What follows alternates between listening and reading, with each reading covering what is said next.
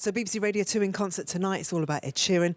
How are you? I hesitate to ask you how you are, but I'm like a little jet lagged, but I'm good. It's actually good to have things in the evening, because I find if I was to fall asleep at like 5 p.m, you kind of keep the cycle going. So yeah, it's good. I'm really happy to be back here. It's such a beautiful place to play. You didn't have to do this. I was quite surprised that you agreed to do it, so I'm intrigued to I know did. why. No, well, because we agreed to do it, and then the tour got put in. So yeah, I did have to do it. I did. Okay, yeah. You wanted to do it. Yeah, I feel like if you say you're going to do something, you should do it. Okay, yeah. But tell us about the world tour, because this has been it's 2 years of your life that you've committed to this. It's going to be 3 years by the end of it. Yeah, we got we started it March 2017 and we finished it September 2019. So it's like the best part of 3 years. Okay, yeah. How is that? Because normal people whose lives are not like this will fail to understand what it's like. It's a commitment. You get to see the world. It's fantastic. It's hard work.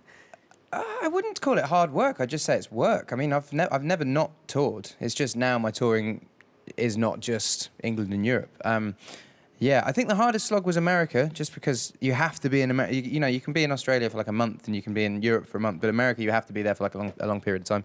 But that's done now. So next year, I'm really excited. We're playing places I've never even been. You know, we're playing Romania and Bulgaria, I think, right? Probably. I think we're playing Bulgaria. Probably. Iceland. I've been to Iceland, but I'm really excited about playing. And then my first. Well, it's not my first gig in Ipswich, but it's the first like proper gig I've done in Ipswich since having a hit. So, yeah. So what are the homecoming gigs going to mean to you? You're doing four I'm shows? doing 4, yeah. Well, I'm doing 2 in Leeds, which is near where I was born, and then which I have played Leeds a few times, but Ipswich is like, you know, I played a lot at the Steamboat, which is about 60 capacity, but I hadn't really played there.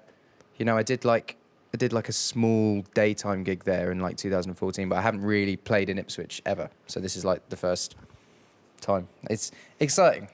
For you, an artist like yourself, just to be able to look back at your career, and when you stand on stage and you look out at the thousands of people that are going to be there. It'd be weird in Ipswich because I'll know most of them. So yeah. You'll be related to a lot of them. I remember playing Latitude and like looking out at the crowd, and it was just like 50% of the people there I knew. So it will be quite a weird thing, but I think it'll be fun. Yeah, it will be. And you do an awful lot of, you support a lot of causes. Was that something that you've purposely committed to? No, I mean, like, I just rarely say no, because most causes are good. I mean, I'm having to start saying no quite a lot now, because I now have so many that I'm committed to. But yeah, I think at the beginning it was just all causes seemed good, so why not? How do you pick and choose what you do? Because you're... Now, I kind of just focus on sick kids, really. I think that's the, like, thing that I think I can add the most to, help-wise. So, yeah, just if it...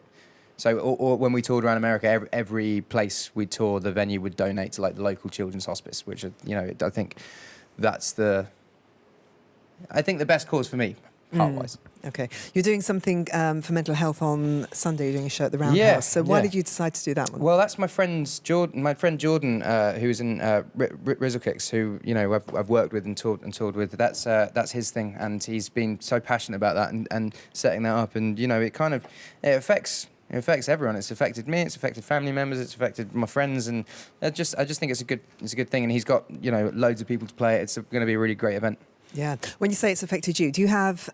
How did you cope? How did you deal with mental health issues when you were anxious? Whether it was stress? Well, I don't know. Mine kind of come and go. It kind of still. Yeah, but I mean, it's.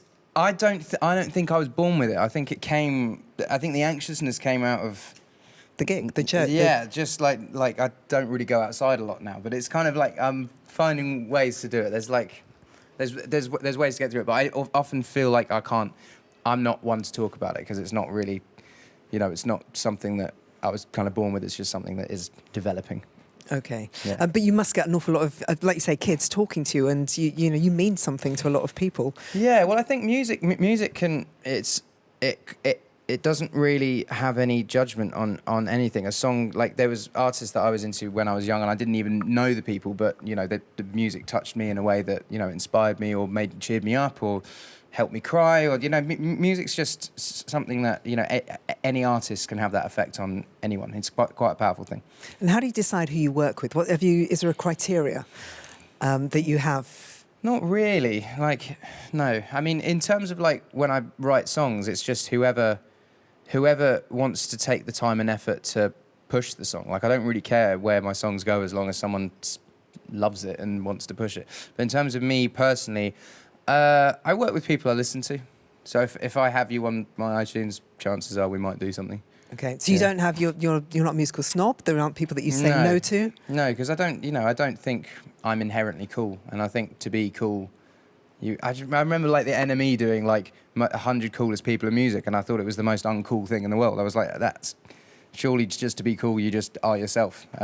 Which is probably why I wasn't on the list, but but I think just. I'm not a music snob at all. I love pop music. One of my favourite albums is Baby One More Time, Britney Spears, but then I also love Bon Iver, so I don't care. Okay. Yeah. And outside of music, tell me what you do for fun and relaxation, and the flip side, when you come off tour, because you have to fill your days with something that's not music, surely. Yeah, but the weird thing is music is my hobby, so I would do it as my hobby as a kid. So the weird thing is coming off tour now and being like, oh, what do I do? Because it's my hobby. So I just do music. If I'm honest, in my spare time, even if it's like just creating weird music, even music that will never get heard, just like writing silly songs. It's fun to me. Or going like, I've built a band practice room at my house, which just has instruments in it, and it's just a room to jam in.